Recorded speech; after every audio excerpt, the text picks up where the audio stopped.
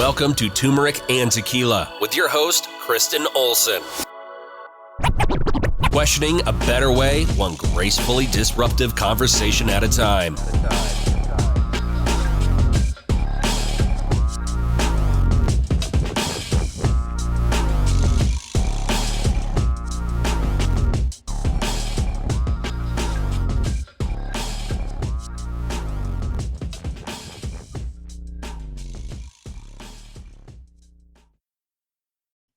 Welcome to Turmeric and Tequila. I'm so excited today. I have fitness fam in the house. Bill Tortorici. I've known him for a very long time, and I hope I'm getting close with his name. I'm going to let him tell his journey. It's where we know each other through CrossFit. Here is his quick bio because we're going to go right into casual friend conversation. So we'll get the formal business out of the way. But Bill's an all-around rock star. He's the Chief Philanthropy Officer at the Economic Literacy of Colorado. And I love his bio on LinkedIn because it really sums him up as a human. It reads, "My love for people and service is the foundation for the work I do. Continually developing and implementing new innovations to connect with individuals has provided the programs I've presided over great success. I'm eager to implement those successful methods and solutions to the next challenge." Bill is here to make friends and spread good vibes. Bill, welcome to Turmeric and Tequila. Thank you. First-time caller, long-time listener. It's a thrill, and that is such a professional statement. But yeah, I'm somewhere in the mix of that LinkedIn bio. Yeah, well, that's all the professional we'll have for the rest of this conversation. But Good. Bill, I like when you tell the story. I think it's been told a few times on this cast, but tell the world or our listeners, but so our moms, how we actually crossed paths. So yeah, I think I was this out of shape, late 30s person that got involved in CrossFit.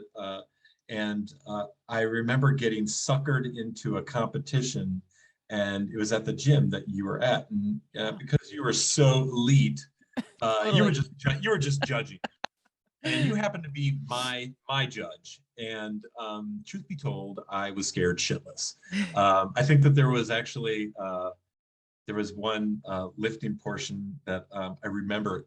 This is like TMI, but I literally strapped on my weightlifting belt, and I think I pedaled a little because I was so scared. So we go into this next workout, and you're my judge, and people are just overwhelming the whole space, and I'm nervous, and you're my judge, and you're just walking all confident, and you go, "All right, you ready to give them a show?" And I'm like, "What? I just want to finish. Thank you. That's a lot of pressure." So yeah, that's how I first met you. That was nice and intimidating, but yeah. I've followed you since. Well, I appreciate that. Excuse me, I didn't even remember. We shout out to Front Range. We would plan these competitions, or they would get really packed. And walking into CrossFit's really intimidating, any fitness situation. So I love my new members that walk into anything fitness because I know how hard it is. Even you've been doing it for 12 years. Then to get into a competition as you're older, as kiddos, we're used to it. But as you get older, you're not used to kind of like putting yourself on display. And in this gym, everyone is right in front of you, right next to you. So like the fans are literally 3 feet from you. So if you're dying, they're like in the experience of your death while you're going through the motion. So it's so much. And, I was there every day. So you kind of get desensitized to the commotion. So I loved judging the masters competitions, or whatever ones we had there. And I remember I felt like I was more exhausted judging because you get so enthralled with, because we were athletes. Like I knew what you were going through. So I was so emotionally invested. And I would walk away, I feel like more tired judging than I did actually competing, but it was amazing. I loved those days. Oh, it was, it was reaffirming to be in an environment where there was a solid community and people were supportive, and man, they live and died with you. Yeah. It was a great experience. So thank you for being a part of my demise. That was great. You're welcome. I'm glad I didn't scare you away. I think I have one or two effects on people. They're either like, "Oh yes, I love the energy," or like, "Holy shit, what is she on? It's so much. I need a helmet, a Tylenol, and I got to get out of here." Like it's so much. So I'm glad I didn't really like offend you enough to run the other direction. We're good. Yeah. we're good. We're good. We're good. When I have to give a shout out to CrossFit, because I mentioned this a lot on the cast, it's such a phenomenal filter for my varsity humans. It brings such like-minded people together. And I would say that about anything, whether it's theater or whatever you're into, it's such a great way to cultivate that community. And it's brought people like you into my world and maintained it. Like, it's been many years and we don't even train at the same gym. So that's how powerful it is. I'm curious what brought you into CrossFit, because I feel like how you show up in the gym is how you show up in the world. And I feel like because you're so great at relationships and giving, it's maintained our friendship, and I'm sure many others in your fitness family. Yeah, I really did fall into it. I moved out here about 12 years ago, to Denver from Chicago, and I don't think I ever had that experience of it's like Insta community. But I thought I came from Chicago, and I was like, yeah, I eat sausage and all the pizzas and all Bears. the things. But I'm fit. I got here and I was not fit, and I felt very overweight and not moving well. And I think as you get in, later in years, and if you're a former athlete, you go, God, remember those days when I used to do stuff? And when you live in Colorado, you're really forced to do stuff, whether it's go hiking, go skiing, you're just active.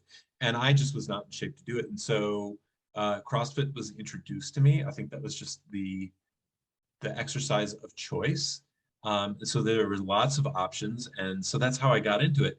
The competition part was really just it was more of like how do I express all the fitness that I have been going through, right? I just needed an outlet to do it instead of like at 6:30 by my, with my class. So I love the competitions because they were that full expression of all the things you learned or you got better at. And so, yeah, it was just a great experience. And of course, the community that came with it was just an added bonus. And those community members have become longtime friends and, people that I meet outside of the gym. And I think that's the benefit. Absolutely. I didn't realize you came from Chicago. That makes so much sense. Where you had to have been a Bulls fan. How so? How so, Kristen? Just because I see you had to have been like, I was going to say a Bulls fan in the 90s. Like, I'm a huge Michael Jordan fan, and that was like the team, like, of everything. So that's amazing. So you have to bleed sports. Oh yeah. Okay. I do. But I think maybe it's a little bit of my older age. I get to be a little bit of a curmudgeon, and I'm like, oh God, get over yourself, fans. It's just a game, my God. But yeah, I mean, I am a longtime Cubs fan. I mean, if you looked in my house, I've got Cubs paraphernalia. I love to lose. I only pick losing teams. Chicago Bears, they lose all the time. Cubs, over 100 years of losing. So you can imagine that, when the Cubs actually won the World Series, I was in tears, and everybody knew it. And I explained to everybody how important it was. And yeah, so there's part of that, but on a day-to-day basis, I'm not reading stats and all the things like everybody else. But during the pandemic, yes, The Last Dance, I was all over that. Yes. Relived all of that. Oh my God. It brought me, I think it broke down a lot of my Botox. So I was like, oh my God, this is like college days, high school days. Like, this is bringing me back. But it also kind of reminded me, I used to watch Michael Jordan videos before lacrosse games because I wanted to be like the female Michael Jordan, however crazy that sounds, of lacrosse. And Michael Jordan would be laughing right now if he heard that whole statement, but I would get like that adrenaline back. And that's why I kind of think, even going back to getting into fitness competitions as an adult, how good it was for obviously the fitness, but for my soul to like throw myself back into like that vulnerable space and being like, not only am I like getting judged by by me because I'm not feeling fit, or I am feeling fit or whatever. The audience is right there. I'm failing potentially or succeeding in front of everyone. And like all the accountability is right in front of your face. Like, it's such a good exercise as you get older, no pun intended, to like kind of be in the mix. So then when you're in a new situation or a room of people you're about to speak, it gets so much easier when you don't have to like throw 200 pounds over your head and see if it works. Like, to me, it's made other tough situations so much easier. Have you found that? Yeah, no, I think so. I mean, I never, Once I got into the flow of lifting and I sort of excelled as a master, quote unquote master, it was all fun and games, right? It's all head games. And, how do I do things with much more efficiency? And how do I go against these, younger guys and pull off a little trick or a bit of a timing change or whatever. So that part was really exciting. However, I have to say that, when I grew up with Michael Jordan as you did, I had to be really careful about how much I ingested watching him, because I tried to translate it into my own basketball practices, and they'd be like, Bill, just look, I know the game against the Celtics was great, but you are no Michael Jordan. Just shut up and rebound. That's really all we need you to do. So we do need to know a role, but you are the Michael Jordan of the philanthropic world. Like that's the energy. I'm telling you, it's in my mind. I always believed I was the Michael Jordan. Now we're like going to get on Oprah and hopefully Ellen before she gets off her 19th season. So we're just like staying in a little bit of La La Land. We'll call it manifesting just to make it sound more. You're my Oprah. You're my Oprah. Thank you. This is it. Yeah, this is it. We'll just lie to each other all hour, and that's right. I love we'll call it a great show. That's okay. But on that note, I think the mentality is really critical, whether you're, the Michael Jordan of the philanthropic world or whatever, kind of believing it and then addressing, because you know how competitive Michael Jordan is. And in The Last Dance, he talks about how he kind of had to be the guy that was like the mean one and building relationships. Well, now fast forward to 2021, soon to be 2022.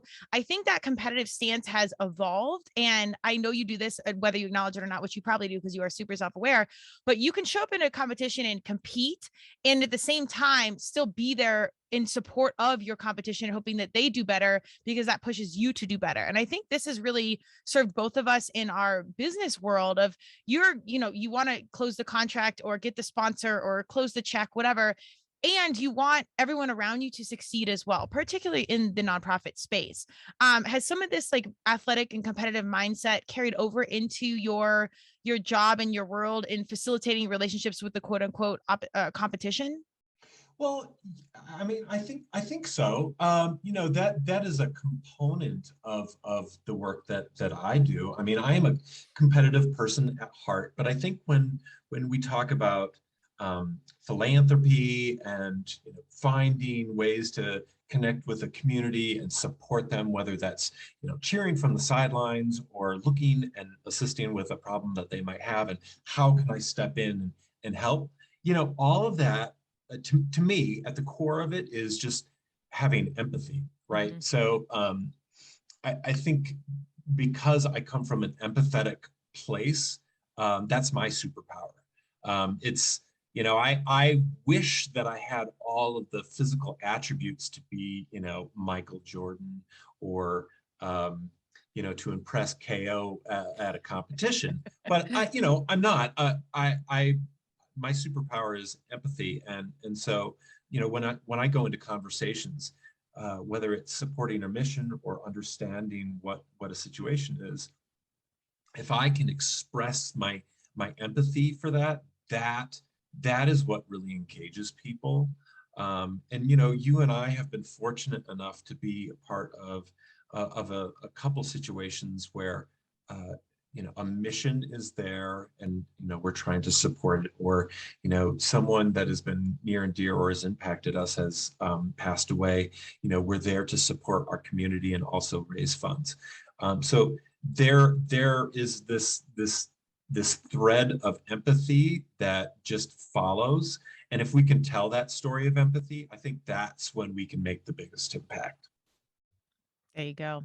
This is why I'm so excited about this conversation, because we can talk about the Michael Jordans and the competition and all the fitness, but really it's, and regardless of what business we're talking specifically about the nonprofit world, but in any situation you're in, personal or professional, it's how you walk through life. And at the end of the day, we have been in situations where we're not really looking forward. We're looking back and paying our respects to someone or something that is now no longer there, but has impacted us deeply. So it's almost a blessing to look in that reflection and understand things a little bit deeper, and then be clear on how we walk through this world. And empathy is such a huge piece of that journey. And I think it's still kind of a new conversation. I don't know if I'm generalizing this, but I would say I think it's harder for men perhaps than women because perhaps it's not socially acceptable. But it's so critical in the personal and professional world. I'm really curious, Bill, because you are so self-aware and you are so connected. And I think with not what you do, but how you walk this world. Tell us a little bit about your journey of how that self-exploration or that awareness really developed and how empathy became your superpower.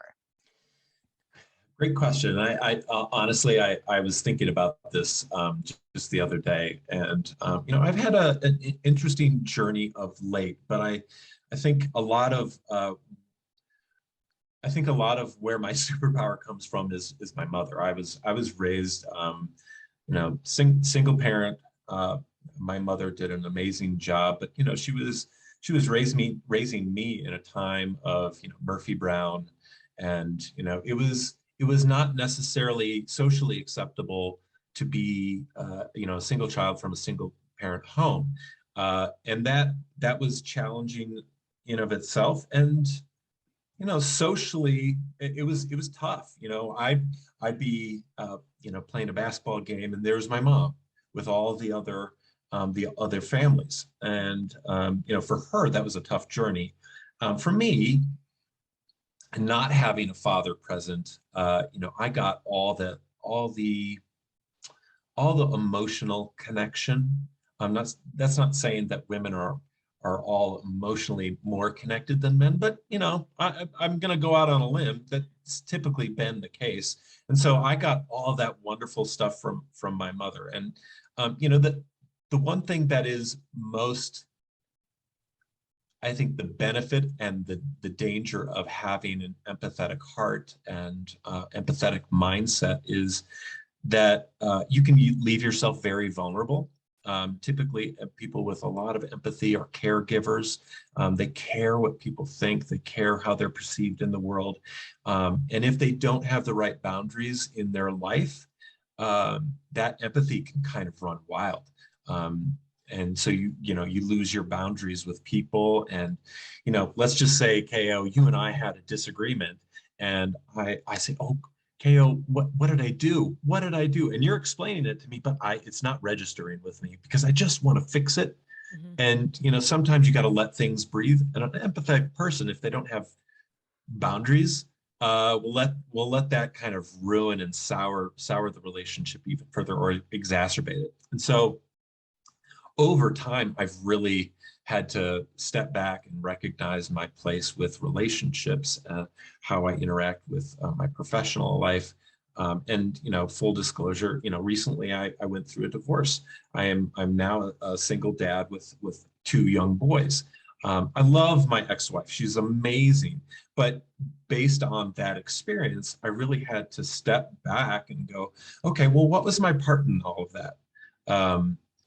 And how do I interact with people? And part of the problem was I didn't have those boundaries, or I didn't have that outlet for my empathetic nature. So it has definitely been a journey for me. But now I can safely say that, and it's still a work in progress. I can safely say though that I can be empathetic. However, I can put those boundaries on myself. I can also be really direct with what I'm feeling and what my needs are, and how I can move forward, and not feel left behind. And that's that's the danger, and that's also the benefit. Like my empathetic nature is it is a blessing. It's challenging. Yeah. Well, I think you might have one up here on Michael Jordan. I'm guessing you're better at boundaries, probably than 90% of most humans out there, but Michael Jordan in particular. And I'm a fan, so no shade to him, but more just kudos to you, because I couldn't agree with you more. It's, for me, and perhaps this aligns with all competitive spirits, it's been very deep breakthroughs for me to have true growth. And even though I would know it, I could read the book, I could understand it, take the lesson, hear the coach, until it kind of like hit me in the face, I was not listening. And then through that breakdown, the breakthrough comes, but it's been lessons very hard learned in all the best ways. And personality, nature, and nurture, all the things have aligned to put us exactly where we are. And I've gotten a little bit better about, I think, being aware of the lesson in front of me and what's going on. But it is still very much a journey in progress. And do you see now that you've kind of learned some of these hard lessons, do you almost appreciate them, particularly being a parent of young boys, that now you can reverberate some of these things so they can experience some of these conversations or lessons earlier? Oh, I am thrilled. I am so Yeah. excited. Like, you carry all of that weight with you, like, Yes. the regrets and all those things. Those, that's a part of the journey. But I am so grateful for that path that I've taken. Again, not easy, Right. but those lessons are the things that I want to extend to everybody. And someone once said, go find your happiness. I don't want to find my happiness. I want to have joy in the journey, right? Mhm. Like, happiness is not really a destination. The journey is what's most important, and what you get out of it. I am always on my boys about, what did you learn? How could you have approached that differently? It's the same thing I would have told a 40-year-old. What have you learned? Yeah. What are the things that you don't want to do anymore? And were you direct? Did you speak up on your behalf? And it's really about empowerment.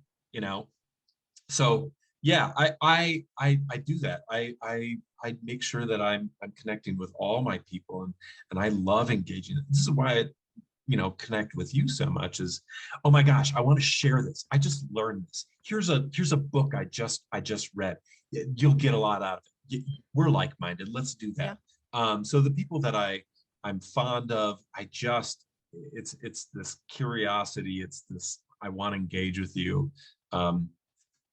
Again, have to put those boundaries on myself, because I get so excited about it. But it's the best way to live through life. It's the best way to go through the journey.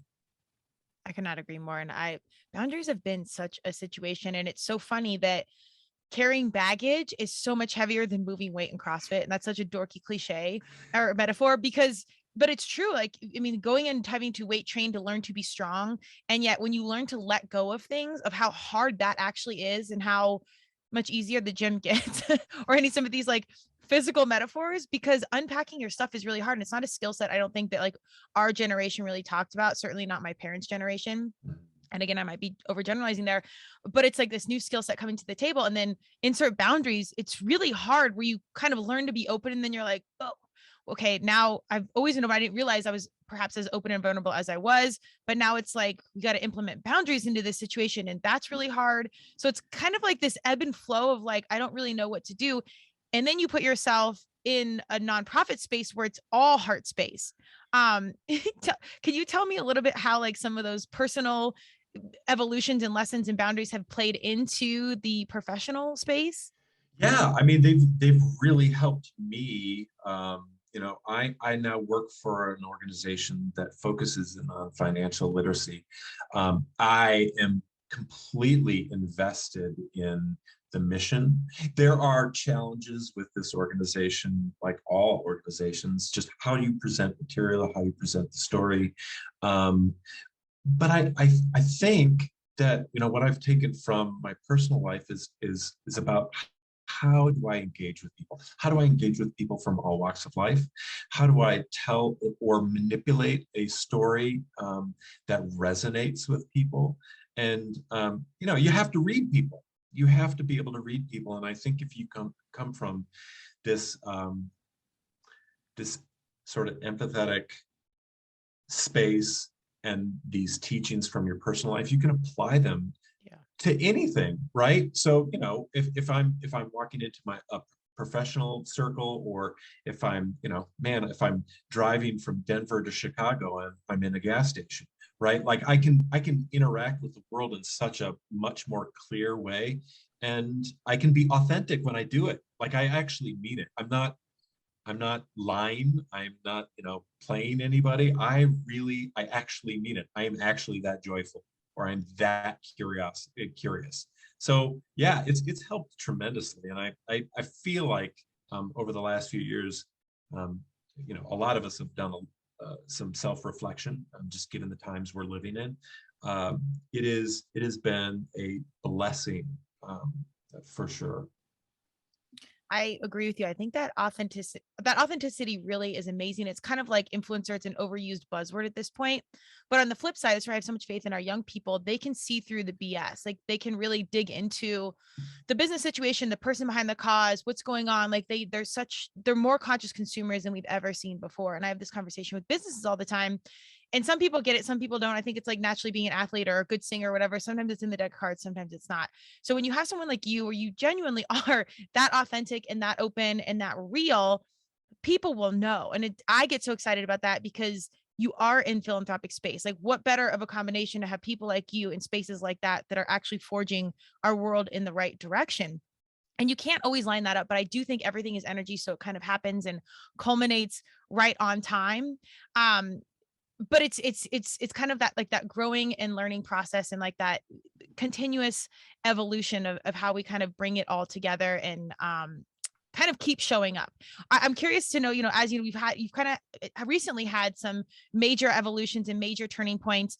And it sounds like the through line is it's relationships. It's taking care of the relationship with yourself, relationship with everyone around you. You give so much. You're a constant supporter of myself and my podcast. I see you do that with other people around you. I mean, the theme of the cast is really to give is to receive. And I think good things happen for good people. So it sounds like really good things have come into your world. Do you feel like that is a direct correlation to you putting good into this world consciously, even when you're not in the best space yourself? Yeah, I mean, I'll use a KOism, whether you believe God or Madonna or whatever, what you put out into the universe, it does come back. I think it's just the way you walk in the world, right? You're just more easily able to receive those good vibes, or see that the glass is half full, not necessarily half empty. So yeah, I mean, I think it's I am so open to the opportunities. I'm open to learning. I'm open to being humble.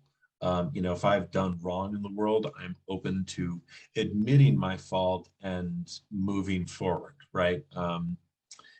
Those are challenging things for anyone at any age, but it just makes life more interesting, and it certainly makes me feel better at the end of the day.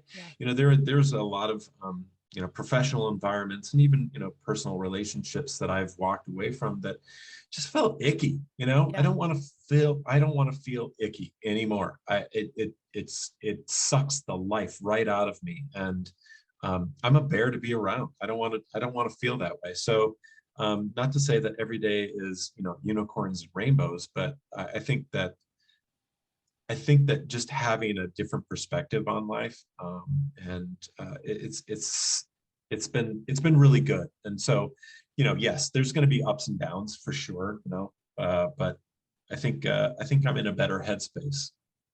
Yeah, I would. Is this therapy? What's going on It is. here? I know. No, What happened? We're gonna take a quick turn, but I think that it's just encouraging to hear when I listen to podcasts or I see people like you were on Lindsay's podcast talking about leaving or being laid off from a job and then finding this like amazing opportunity that's facilitated, some great relationships and whatnot. And you've brought me on both of those circumstances, which I'm eternally grateful. But it's like you continue to show up even when you weren't 100%. So I know it's been 2020 was really hard. 2021 might be hard. A lot of people are in kind of a rut or transitioning or pivoting.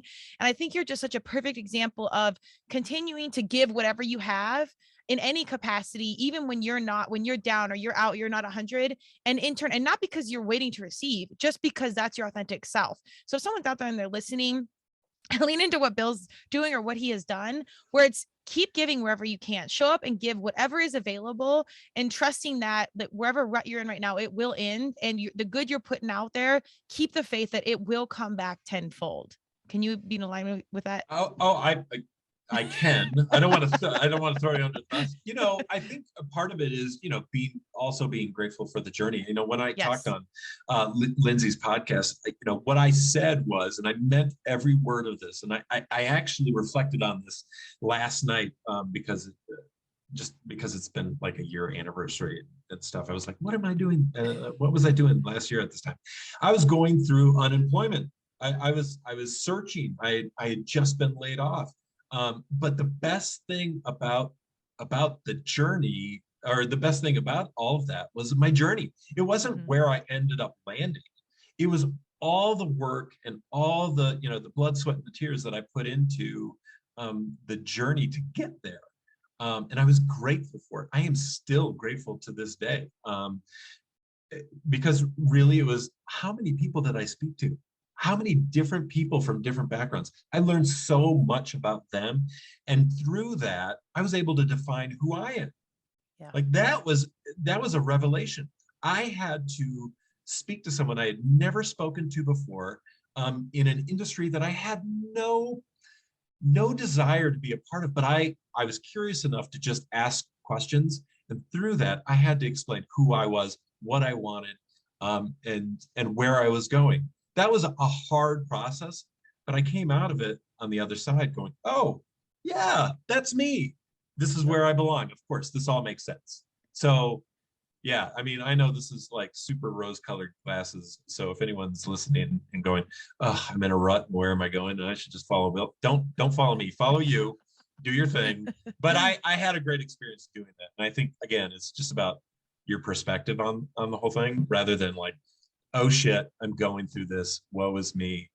Well, that attitude is probably not going to help you take that next step.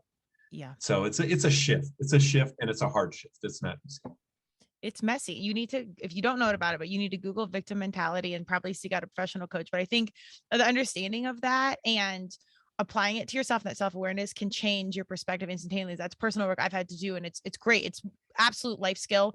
And I wish they would teach it like in high school to our kiddos.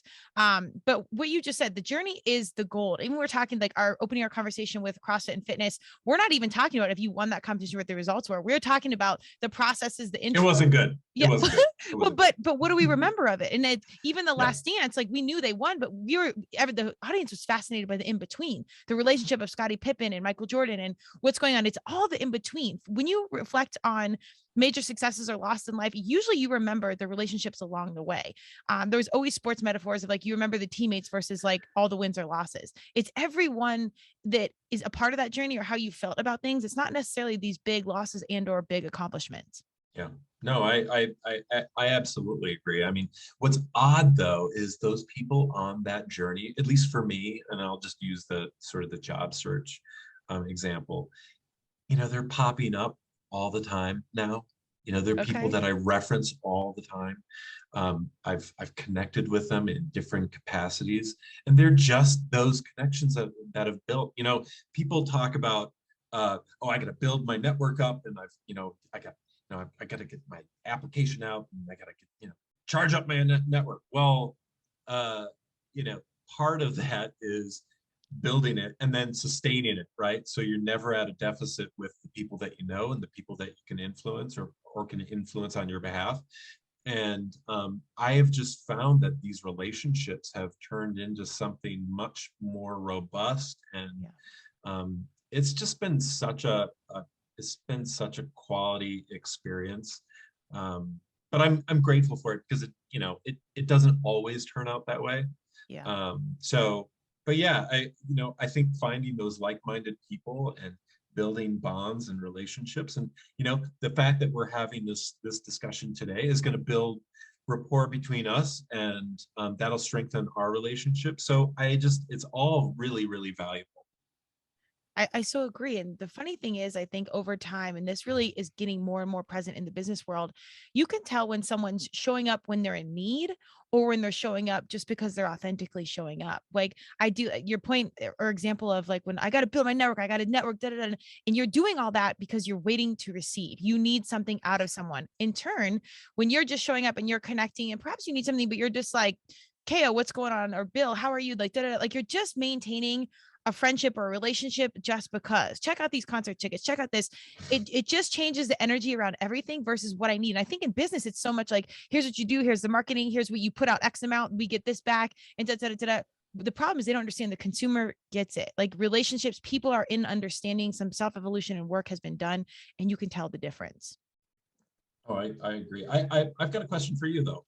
Sure. My question is, do you think people of our age, not that we're old, but of our ilk, do you think that that we're going through generally the same sort of awakening, as far as like, oh, I need to be much more present. Oh man, I need to have more self-reflection. What do you think, KL? I mean, do you think we're going at like our young people, or do you think that's just happening like in our generation In our in general?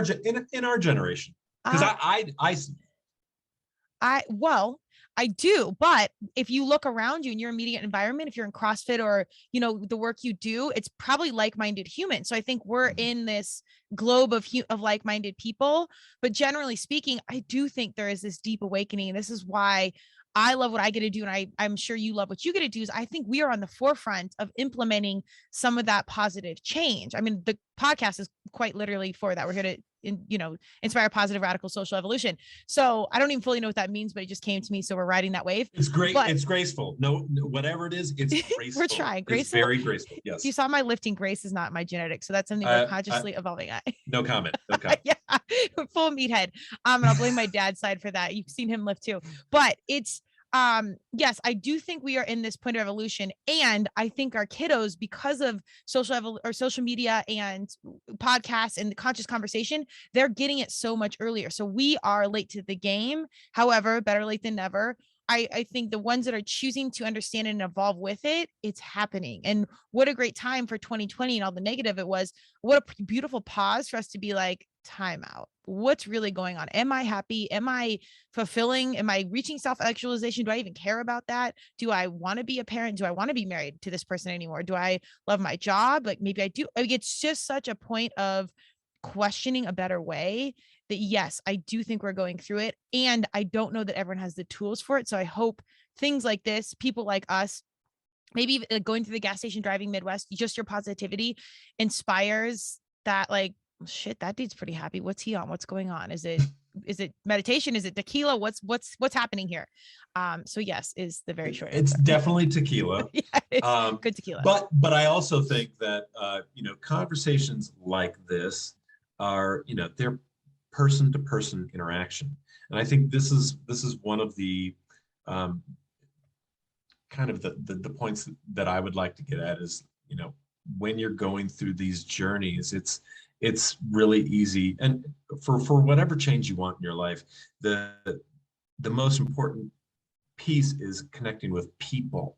Like, not, social media is such a powerful tool, but what I worry about for the younger generation is that lack of connection person to person that can say, hey, I just met you. I'm willing to be vulnerable and have a discussion, whether it's like-minded or I have questions or I'm curious about what you do or how you walk the earth. I think that's the thing that I think differentiates a lot of people that go through this change. And so, yeah, I think that was the key to my success, is being able to connect with people. So I see our generation identifying that. I feel like I've seen that from our generation. I only am concerned about, those below, using social media as the tool to speak. That's the only thing that I'm concerned about. I hear that. Well, and I'm curious to know, do you think, because, as we get older, we can get complacent and like our world kind of becomes a fishbowl. You got kiddos, you got your gym, you got your job, you're kind of around the same people and you're disconnected. And a lot of it is, whether it's social media or whatever, you're probably just not connecting as much. And for our kiddos, it's happening because social media, they don't have to connect as much. Do you think the problems can kind of parallel themselves? Like, when you lose your job, or I've gone through many contracts where like, okay, now we're getting back out there, we're redoing. So I've had to get back into reconnect essentially. I think they're two different conversations, but to me, it seems similar that we're almost going through something similar that our kiddos are. It's just around different things. Does that make sense? Yeah, no, I think that makes sense. I think, yeah, we're all kind of going through, I think the times call for us going through all the same things. Yeah. We have different modes of sort of solving some of those deficiencies or that awakening for us. But I think that the biggest advantage is being able to have those vulnerable and open conversations with people, making sure that people connect. It's funny. It's like So I go to Chicago with my boys, and they're meeting extended relatives, right? And they aren't really sure how to interact. So I have to kind of coach them Okay. through, shake a hand, tell them who you are. It's kind of like going to a restaurant. You order your food. Do you want a grilled cheese? Say it to the server. Like, interact with people. These are fundamental principles of being a human. You connect with people one to one and say what you mean. That's where we start, instead of going on Facebook or Instagram and going blah. And I still do that, but I also have the capacity. I still have the capacity to talk to a human every once in a while. So but that's that is the strength, again, going to my professional work. I have found that as many digital campaigns for giving as you can do, and speaking the story and having visuals and all that stuff, man, nothing beats a real conversation with someone that is passionate about your mission. I can go up to them, I can passionately tell them about the story, I can give them an example, and it's my word. It's my word behind the mission that they can trust, because I'm going to steward their dollars. However much they give, I'm going to make sure and ensure right away, not through a giving platform. I'm going to tell them, this is what we're going to do with your dollars. This is going to be what impacts educators and students across Colorado. I can do that. That's a skill that every person needs to have, particularly in the world of philanthropy. Transparency. Well, that's a whole podcast in itself. I dabbled in the nonprofit world for a hot minute, and I learned quickly there are many shades of gray. And so that's why I'm so excited when I know people like you and Lindsay in the mix. I'm like, oh, authentic, transparent, good humans. And that sounds, I don't even know how that sounds. If it sounds casual or like a diss or anything, it's not. But in any business space, you really want good people. And I think that's a additional part of this evolution around social media, that disconnect. Cause I think people can get away with a lot more when they're not as connected, because you don't think people are watching. But on the flip side, what you don't understand is, even with social media, our young people, or most people, can still read through the lines. And that transparency is so critical. So I think Economic Literacy of Colorado is so lucky to have somebody like you. And I think attitude reflects leadership. So somebody at the top must have been able to identify with your core values and understand your authenticity and your transparency, and be like, okay, this dude's for us. This is a good spot. Can you tell me a little? I mean, so far, we'll see. I mean, it's going fine. Yeah, but people they'll get it. Like, these are things, like, as an athlete, like, you can measure points scored, weight lifted, what have you. You can't measure heart and hustle. And this is a real challenge with my business, where it's like, well, what's the ROI on social media? What's the ROI on this partnership? I'm like, some of it's not measurable, but is worth its weight in gold. And this is where I'm really choosy with my clients, because they'll get it or they won't. And I think that's how a company can hire somebody like you. You can see through the lines. When you're working with Economic Literacy of Colorado, tell me some of the things you're super excited about and how they do some things different. Because I think if they're hiring people like you, they are on the forefront of something bigger and understanding something in the nonprofit space that is not yet fully understood. Thanks for the question, Ko. I'd be happy to. No, I think that the biggest, so there's a number of financial literacy organizations, and Junior Achievement, Young Ameritown is one of them, and they all do great work. The differentiating factor for ELC is that we educate educators. So one of the challenges in the state of Colorado, and many across the state, the country, is that there is no requirement for economics and or personal finance for graduation. So a student can walk out, graduate, make a big financial commitment to go to a four-year institution afterward, without ever getting a bit of financial education. So that's challenging. So we recognize that that's an issue in the state of Colorado, and what we do is we provide professional development to our educators across Colorado. Their impact is immense. So, given a year, an educator is going to reach 150 students. Over the course of their career, they're going to reach tens of thousands of students over that time, over that career. So being able to implement these tools, these economic and personal finance tools, to to be able to pass on to our young people is again worth its weight in gold, no pun intended. It really is, because we need to make sure that our kids come out of high school ready to face whatever challenges they are, be able to navigate our free market. It's the economy we got. You can have a debate over it till you're blue in the face, but it is the one we have, and you need to be able to navigate all of that.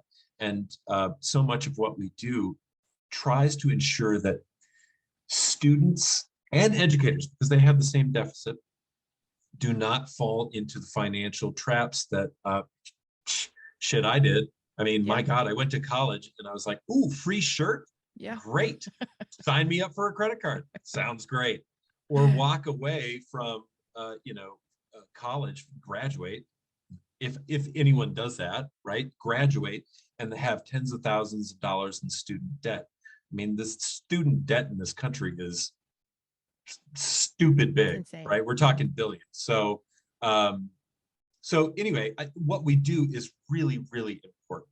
And I'm just pleased to be a part of it, mostly because, and this is something that I noticed during the pandemic, is what organizations, whether they be for-profit or nonprofit, are nimble enough to change with the times or change with the environment. ELC was able to do that. They turned what is usually an in-person workshop environment, and they went completely virtual. So now we're getting into the scenario where we have an ability to have a bigger reach, right? We can do mixed vehicles to get this information to people and to interact with people. So whether you are in Denver or you're on the Western Slope, we can reach you by many modes. So that is something I'm very proud of being part of. And we are trying to make sure that we reach every educator, and that's not easy. So making sure that we have more people can see us more, that we're much more visible, we're much more transparent about how we do things and how it benefits everyone. That's really my goal. Yes, it's to get money, but I wear all the hats, right? Like I'm a cheerleader and a champion for what we do.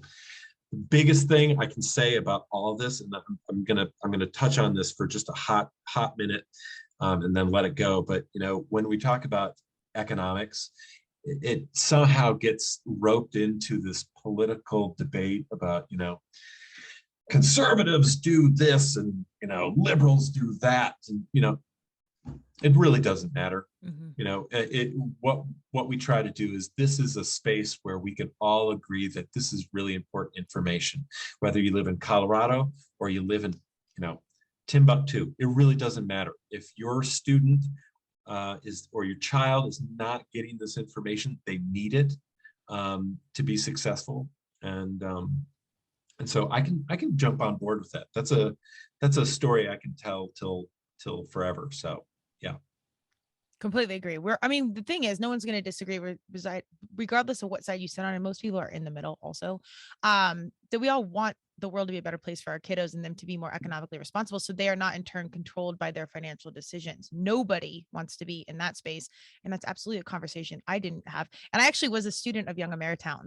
I remember we learned how to write a check. That's how old I am. And I don't think I fully encompass all the lessons, but I'll take responsibility for that. I won't put that on them because I was probably worried about something athletic and whatever, but we've learned it now. And I love what you guys are doing, but even more so, I love that everything we talked about early in the conversation was about you showing up, facilitating relationships, and then proving your true ethos. And now in this professional side of the conversation, it's exactly who and what you are and what you're doing, perfectly provided by the universe, God, or Madonna, on this platter of ELC, of doing what you're doing and spreading the gospel of economic literacy, because it is a life skill that we all need, that needs to be transcended through authentic relationships in a learning space where it can be taught, received, and most importantly, what I love, through influencers, through the key community influencers, through the teachers, so they can in turn reverberate that message tenfold without you guys being directly part of it, and it can just go that much further. So that's amazing. Thanks. I think it's amazing too. No, I really do. I think it's really amazing too. And I'm, it's such an easy conversation. You know what I don't want to get on this, soapbox too much, but education in this country is hard. It's hard. Everyone's got a strong opinion about lots of things. And I think if we're authentically trying to serve our public and our communities, whatever background they're from, whether it's the far off rural spaces or the under-resourced urban spaces, there's who is not wanting success for everybody. Right. And so again, it's a complicated issue, but it's such an easy topic to get behind. And so I hope that the way we approach education starts to, by the work that we do, Young Ameritown, Junior Achievement, and there's all sorts of entrepreneurial studies programs out there. I think what we want to do is flip education on its head a little and start giving our young people the tools to interact with the world, right? I mean, I think that's the challenge that we run into is, when they leave high school, whether they go on or not, they need to have those real world experiences or just know the real world application of the skills that they're receiving. And sometimes we just don't do that. And so, yeah, I think that's what excites me the most is just like, I want to prepare people to be ready. Yeah. I need it, as a parent, I need it too, because I got the same kind of education that you did. I filled out a check in home ec. That was about it. That wasn't good enough, unfortunately. Right. And checks are no longer, they're sort of still a thing. But I just think there's such a business takeaway here. I know we talked a lot about the human and the emotion side, but if you're an entrepreneur, a business owner, or a part of a business, an employee, whatever, there's a major business takeaway here. And I've gotten deeply passionate about this being on the influencer side and branding and marketing.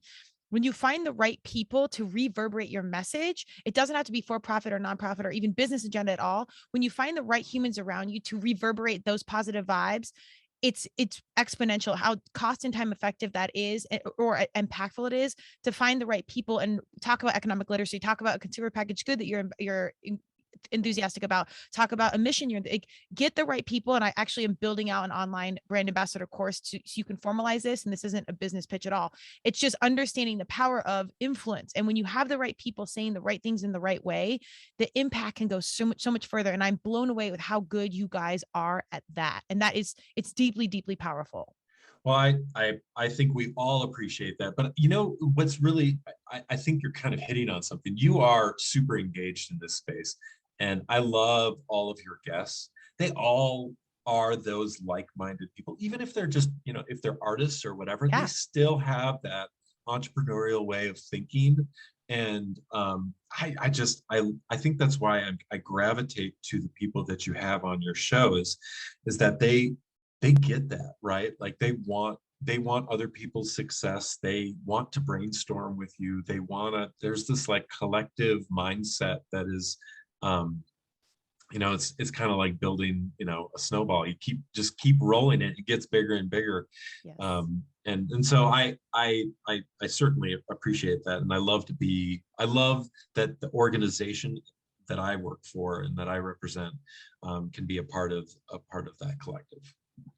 Wasn't it ironic that we're, deep competitors at heart, but in reality, it's just about building that snowball. It's the teamwork. It's the juxtaposition of like being competitive, but really like all boats rise. Everyone comes together. Totally.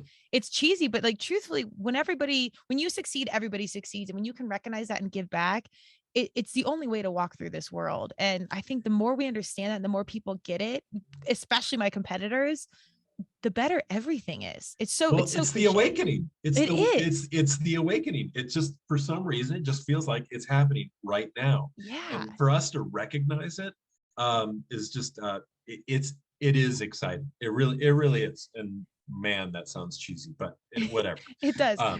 We're here to provide all the messaging and hopefully streamline some of our young people or any people around us, their process. And I will say you will likely have some of these like deep breakthroughs that we have had and had to learn through. So hopefully the conversation and you can learn to be better about your money and more aware. But I will also say all things happen on time. So pack a helmet and be ready to show up no matter what. That's right. It's the same thing that you told me. Are you ready to give them a show? Let's do it. Let's give him a show.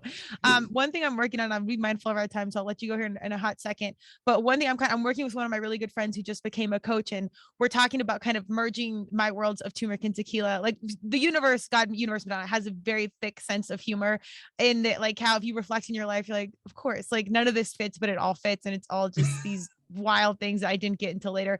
But it's talking about my successes. I think I've almost gotten more comfortable talking about like my breakdowns and failures because there's been so many in all the most beautiful ways. But I want to know some of your major successes. Because I don't know if you're like me where it's easier to talk about the failures and success, but tell me like a couple really good success stories in your world.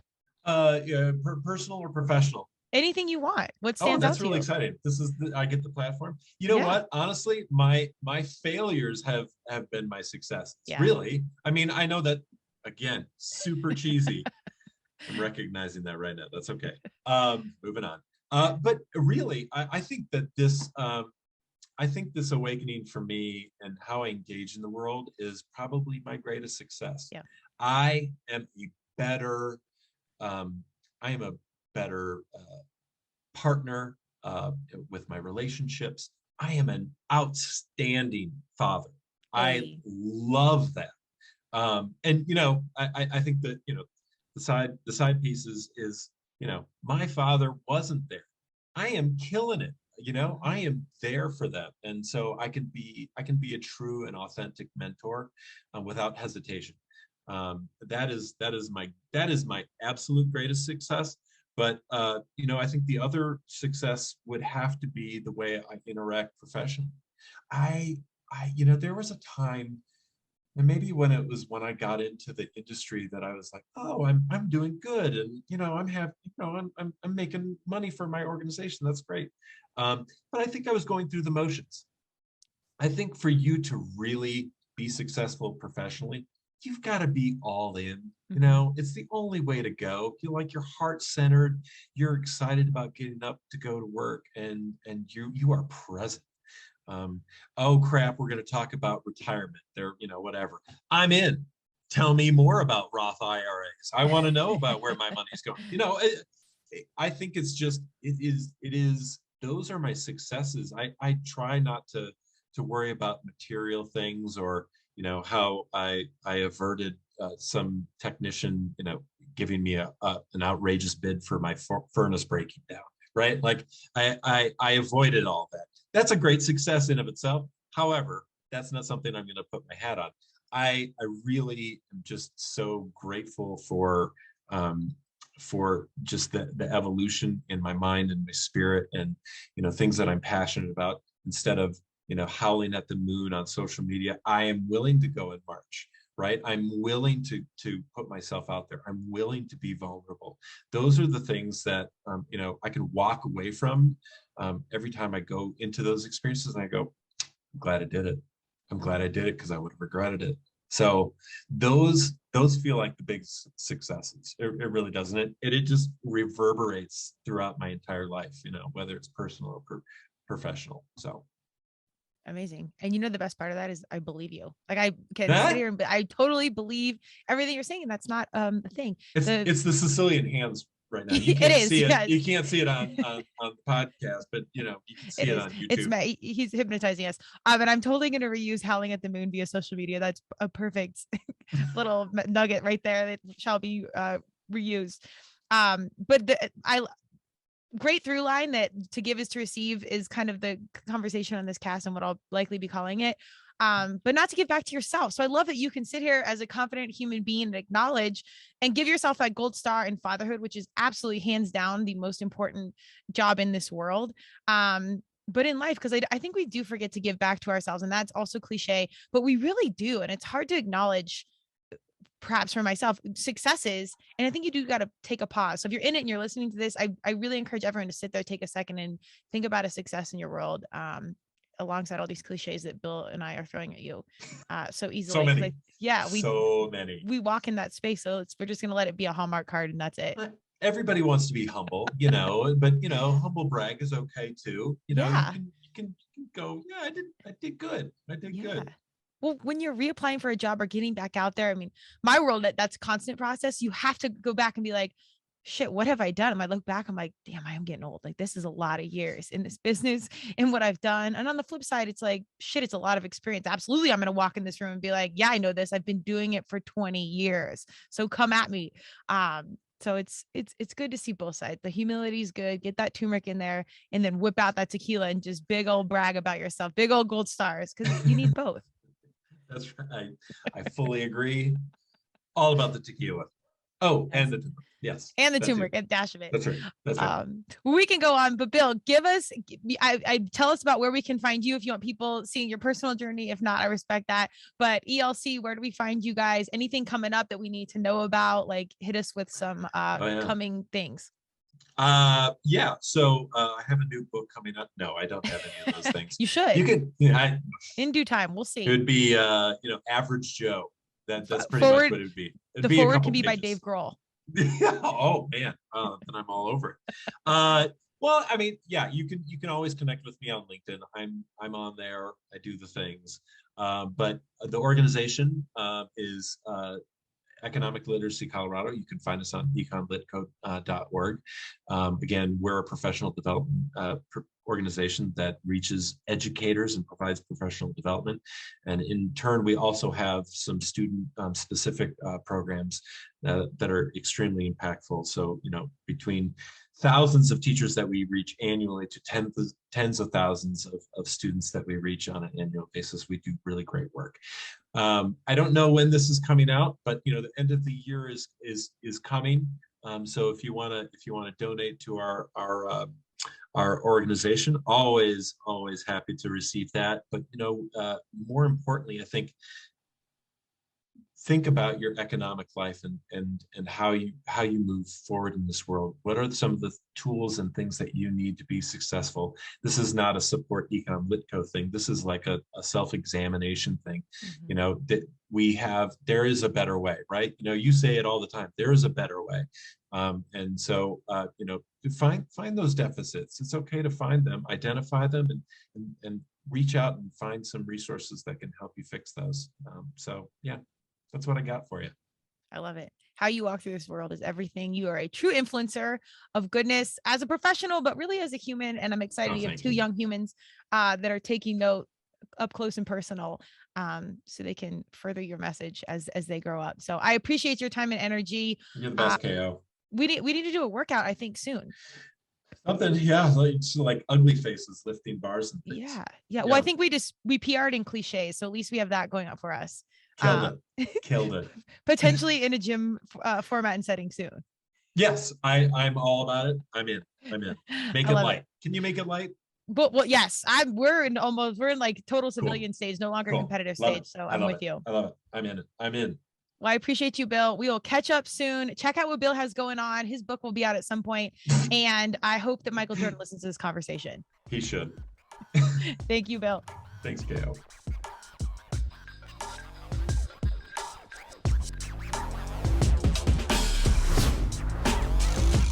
Thank you for joining Turmeric and Tequila with your host, Kristen Olson. Tune in next time, and don't forget to subscribe on Apple, Google Podcasts, Spotify, or wherever you listen.